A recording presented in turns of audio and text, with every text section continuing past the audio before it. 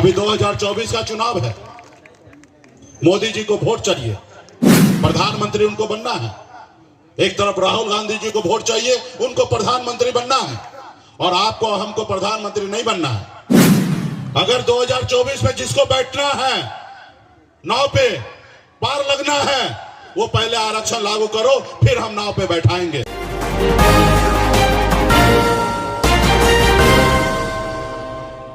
लोगों ने साथ दिया, और जब उनके लोगों ने साथ दिया तो दल को बल मिला, और जब दल को बल मिला तो समस्या का सारा हल हुआ। साथियों, हल हुआ।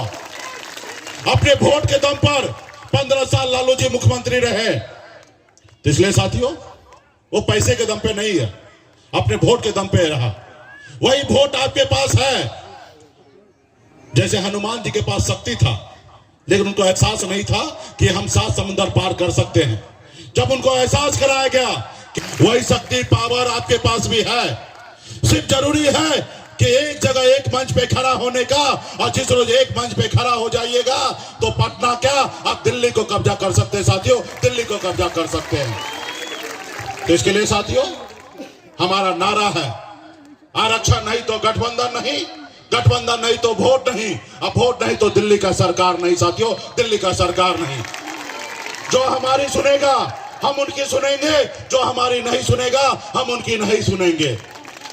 जो हमारे बच्चे का फिक्र करेगा हम उनकी फिक्र करेंगे, जो हमारे बच्चे का फिक्र नहीं करेगा हम भी उसका फिक्र नहीं करेंगे। साथियों, अभी 2024 का चुनाव है। मोदी जी को वोट चाहिए, प्रधानमंत्री उनको बनना है। एक तरफ राहुल गांधी जी को वोट चाहिए, उनको प्रधानमंत्री बनना है, और आपको हमको प्रधानमंत्री नहीं बनना है। हमें तो सिर्फ आरक्षण चाहिए। तो इसलिए साथियों मजबूती से हम लोग लड़ाई लड़ रहे हैं, और हम तो उस कुल खानदान के लोग हैं। हमारे केवट महाराज भगवान राम को पार लगाए थे, हम उस कुल खानदान के लोग हैं। और संजोग से, केवट महाराज का आशीर्वाद से, संजोग से हमारे पास भी नाव ही है। अगर 2024 में जिसको बैठना है, नाव पे पार लगना है, वो पहले आरक्षण लागू करो, फिर हम नाव पे बैठाएंगे। अधिकार के लिए संघर्ष कीजिए, अपने अधिकार के लिए लड़ाई लड़िए। जब तक आप अपने अधिकार के लिए लड़ाई नहीं लड़िएगा, तब तक आपका कोई अधिकार देने वाला नहीं है। साथियों, कोई देने वाला नहीं है। इस देश को आजादी मिला, लेकिन सही मायने में हम लोगों को गरीबी से आजादी नहीं मिला। साथियों, हम लोगों को गरीबी से आजादी नहीं मिला।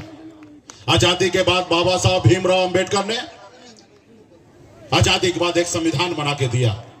एक आपके पास ऐसी शक्ति, पावर दिया, लेकिन उस पावर को आप नहीं पहचान पा रहे हैं, उस पावर को नहीं इस्तेमाल कर पा रहे हैं। पहले ऐसा हुआ करता था आजादी से पहले कि राजा का बेटा राजा बनता था, लेकिन बाबा साहब ने कहा कि नहीं, ये लोकतंत्र है, और इस लोकतंत्र में आपको वोट गिराने का अधिकार दिया। और बाबा साहब ने कहा जब रानी के पेट से बच्चा पैदा होगा वो राजा नहीं बनेगा। अब इस देश का राजा वही बनेगा